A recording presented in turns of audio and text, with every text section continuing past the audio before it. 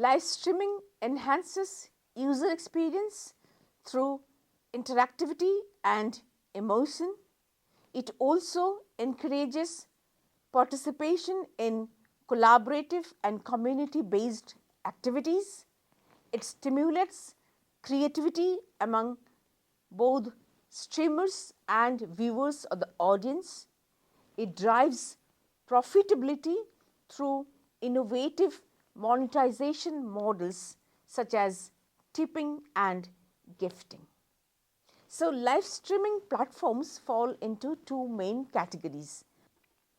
So, traditional social media platforms that have integrated live streaming as a feature, for example, Facebook Live, Instagram Live, then there are certain specialized live streaming platforms built around real time broadcasting, for example, Twitch and Douyu.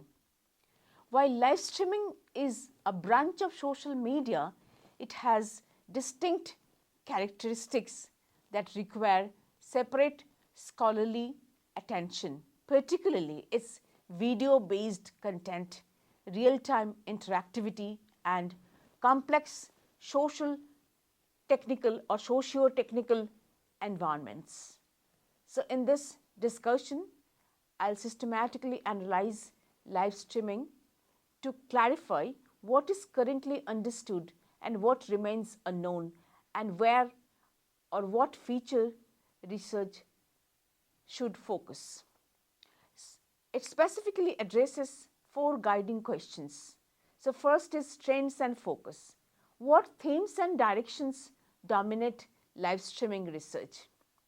Then, which theoretical foundations have been applied to explain live streaming phenomena? Then, research context and methods. How research scholars have studied live streaming in practice. Then, engagement factors. What drives or inhibits users participate or user participation and their loyalty towards that particular live streaming platform. Now, I have to discuss a little elaborately on the evolution of social media. So, social media refers to internet based applications built upon Web 2.0 technologies, which facilitate the creation, sharing, and exchange of user generated content. Although the term social media became prominent in mid 2000s, it is conceptual or its conceptual roots stretch back more than 3 decades, when early forms of community driven media such as radio call in shows allowed public interaction.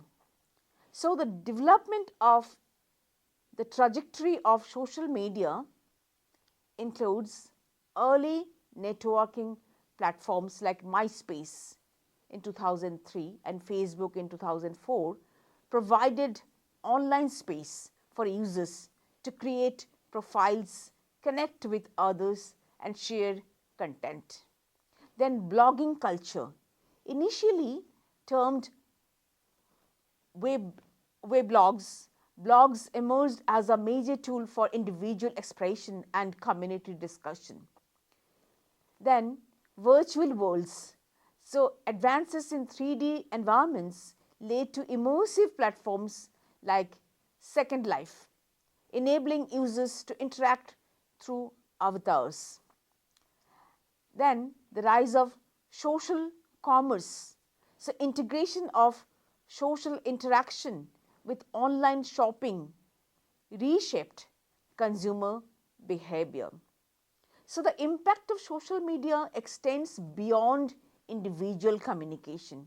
It has business implications, including word of mouth marketing, self promotion, and relationship building.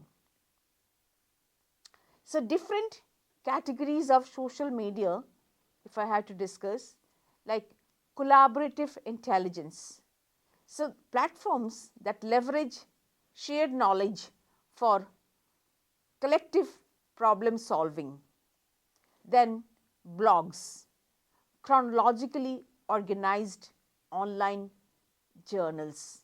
The blogs basically it seems it is a chronologically organized online journals.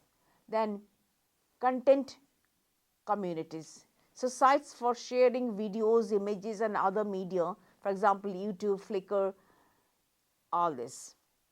Then social networking sites. So profile based networks for connecting and messaging, for example Facebook. Then social shopping. So e-commerce environment enhanced with social networking features. Then metaverse environment. So immersive 3D, persistent virtual worlds with real-time interaction. So within this ecosystem, live streaming has emerged as a powerful form of social media, building multimedia entertainment with real-time social interaction and creating new opportunities for business, education and community engagement. As I said earlier, live streaming platforms have two different categories: traditional social media platforms integrating live streaming features and platforms built primarily around live streaming like Twitch and Duo. Now, I'll talk about the identified gap in this live streaming phenomenon. Despite its rapid growth and evident commercial and societal impact, relatively few studies have examined live streaming holistically, particularly from a user-centered perspective. Even existing research often overlooks critical factors such as the influence of specific design features on engagement, the psychological and social drivers behind sustained use of live streaming, the interplay between video content, real-time integration and the unique context of usage. Now, I have to talk about the development of social media. Social media's origin predate the modern internet, with early manifestations such as radio functioning as community building tools. The evolution from blogs to interactive social networks like MySpace and Facebook was accelerated by high-speed internet and web-based technologies, leading eventually to immersive environments like Second Life. Social media research has traditionally emphasized broadcasting technologies, social responsibility and risk, business impact through communication, sales and relationship building. While social media research is extensive, live streaming has emerged as a distinct subset, requiring its own analytical framework due to its synchronous and interactive nature. Now, again, to define live streaming as a phenomena, I would say, is variously defined based on disciplinary focus. For example, social aspect, viewing live streaming content in real time to enhance sociability. Then, the communication aspect, live streaming medium enabling streamer and viewer interaction. So, that is the communication aspect of live streaming. Then, technological aspect, which is a hybrid platform integrating audiovisual, digital and transmission technologies. Then, sociological aspect, using online communities through live streaming to influence social interaction. Then psychological aspect, which enables behaviors such as gifting, which diverge from traditional e-commerce. So it differs from traditional broadcasting in two key ways, which is real-time social interaction, which is a two-way communication between content creators or streamers and audiences, and novel monetization models like direct financial appreciation through virtual gifts and tips. Despite the variety of definitions, there is a lack of unified theoretical framing and that captures the cross-disciplinary nature of live streaming. So, live streaming as a rapidly growing segment, live streaming commerce merges real-time interaction with e-commerce, enabling product demonstrations, instant feedback, and personalized shopping guidance. Now, what are the key distinctions from traditional e-commerce? Real-time product demonstration via video rather than static images. Then integrated question and answer and audience interaction, so which creates a stronger sense of trust and reduced uncertainty due to direct engagement. Now, talking about research themes in live streaming phenomena, so I've explored different live streaming commerce through managerial, psychological, and technological lenses using theories such as stimulus organism response SOR model, then media richness theory, the theory of planned behavior, then social presence theory.